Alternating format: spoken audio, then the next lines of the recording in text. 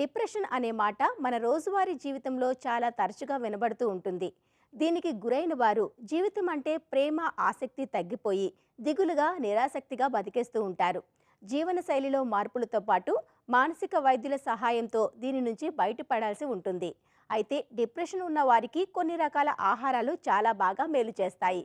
ఆహారాలను తీసుకోవడం తేలిక కనుక డిప్రెషన్ లక్షణాలు ఉన్నవారు వాటిని తమ ఆహారంలో భాగం చేసుకోవటం మంచిది. ఆ వివరాలు ఇప్పుడు చూద్దాం.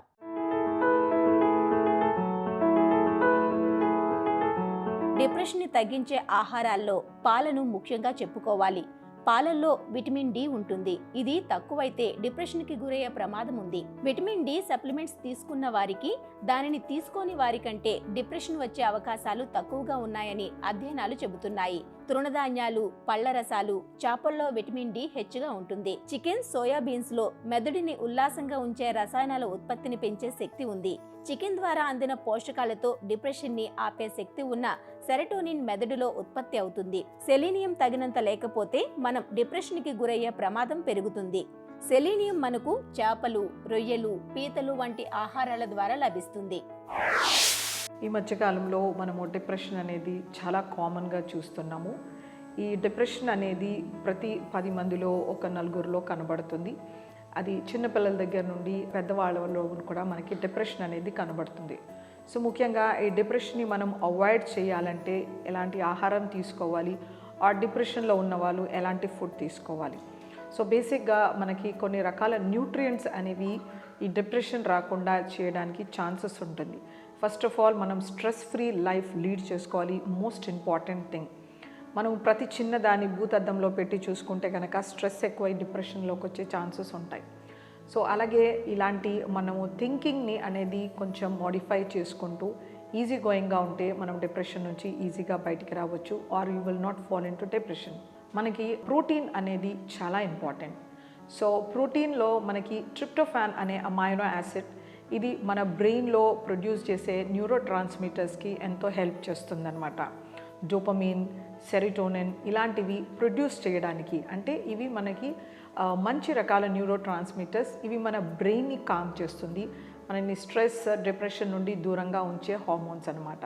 సో ఇలాంటి న్యూరో ట్రాన్స్మిటర్స్ని ప్రొడ్యూస్ చేయడానికి ట్రిప్టోఫాన్ అనే అమైనో యాసిడ్, ప్రోటీన్ అనేది మనకి ఇంపార్టెంట్. సో ఇవి మనకి పాలల్లోనూ, ఎగ్స్, నట్స్, మనం తీసుకునే సీరియల్స్ అండ్ మిల్లెట్స్లో లభిస్తుందన్నమాట. ఒక కప్పు కానీ గ్లాస్ కానీ పాలు మన ఆహారంలో ఉంటే కనుక మనకి మంచి న్యూరో ట్రాన్స్మిటర్స్ ప్రొడ్యూస్ అయ్యి మనము డిప్రెషన్ నుంచి దూరంగా ఉండే ఛాన్సెస్ ఉంటాయి. డిప్రెషన్ ని నివారించే పోషకాల్లో బీటా కెరోటిన్ ఒకటి. ఇది క్యారెట్లు, గుమ్మడి, పాలకూర, చిలకడ దుంపల్లో మనకు లభిస్తుంది. ఈ ఆహారాలన్నీ డిప్రెషన్ ని తగ్గిస్తాయని అధ్యయనాలు చెబుతున్నాయి. B12 విటమిన్ తక్కువగా ఉంటే డిప్రెషన్ కి గురయ్యే అవకాశం ఎక్కువగా ఉంటుంది. ఈ విటమిన్ లోపించినప్పుడు మెదడులో మానసిక స్థితిని ఉల్లాసంగా ఉంచే రసాయనాలు తగినంతగా ఉత్పత్తి కావు. విటమిన్ B12 కావాలంటే పాలు, గుడ్లు తీసుకోవాల్సి ఉంటుంది. రోజుకి 1 కప్పు కాఫీ తీసుకుంటే డిప్రెషన్ నుంచి బయటపడవచ్చునని పరిశోధనలు చెబుతున్నాయి. అయితే కాఫీ డిప్రెషన్ పైన ఎందుకు ప్రభావం చూపుతుందనే అంశం పైన ఇంకా స్పష్టమైన అవగాహన రాలేదు. మనకి మెగ్నీషియం అనేది ఇంపార్టెంట్ మినరల్ మన బ్రెయిన్ యాక్టివిటీ కోసం. సో మన ఆహారంలో మెగ్నీషియం కూడా ఉండేలాగా చూసుకోవాలి. మెగ్నీషియం మనకి ఆకుకూరల్లోనూ, కూరగాయల్లోనూ, నట్స్ అండ్ ఆయిల్ సీడ్స్లోనూ, అలాగే కొద్ది రకాల పప్పు దినుసుల్లోనూ మనకి లభిస్తుందన్నమాట. సో మనము ఆల్టర్నేట్ డేస్ బాయిల్డ్ ఎగ్ తీసుకోవడము, ప్రతిరోజు ఒక గుప్పెడు నూనె గింజలు, పలుకులు మన ఆహారంలో ఉండేలాగా చూసుకోవాలి. వీటిని చట్నీ రూపంలో కానీ, లేకపోతే కర్రీలో పేస్ట్ లాగా వేసుకోవడం కానీ, వీటిని నానబెట్టి తీసుకోవడం కానీ మనము డైట్లో ఉంచితే కనుక మనకి ఖచ్చితంగా మెగ్నీషియం లెవెల్స్ అనేవి ఇంప్రూవ్ అవుతాయి. అలాగే ఆకుకూరలు కూడా ప్రతిరోజు మన ఆహారంలో ఉంటే ఒక 100 గ్రామ్స్ మనకి మెగ్నీషియం అనే మినరల్ శరీరానికి బాగా లభిస్తుందన్నమాట. ఈ ఒమేగా 3 ఫ్యాటీ యాసిడ్ అనేది మనకి ఒక యాంటీ ఇన్ఫ్లమేటరీగా పనిచేస్తుందన్నమాట. మనకి ఇవి వాల్నట్స్లోనూ వెజిటేరియన్స్కి లభిస్తుంది, ఫ్లాక్స్ సీడ్స్, చియా సీడ్స్లో లభిస్తుంది. నాన్ వెజిటేరియన్స్కి ఫిష్, డీప్ వాటర్ ఫిషెస్ ఏవైతే ఉంటాయో వాటిలో ఒమేగా 3 ఫ్యాటీ యాసిడ్ లభిస్తుంది. బేసిక్గా సాల్మన్, ట్యూనా, హెరింగ్, ట్రాట్ ఇలాంటివి డీప్ వాటర్ ఫ్యాటీ ఫిషెస్లో మనకి మంచి ఒమేగా 3 ఫ్యాటీ యాసిడ్ లభిస్తుంది.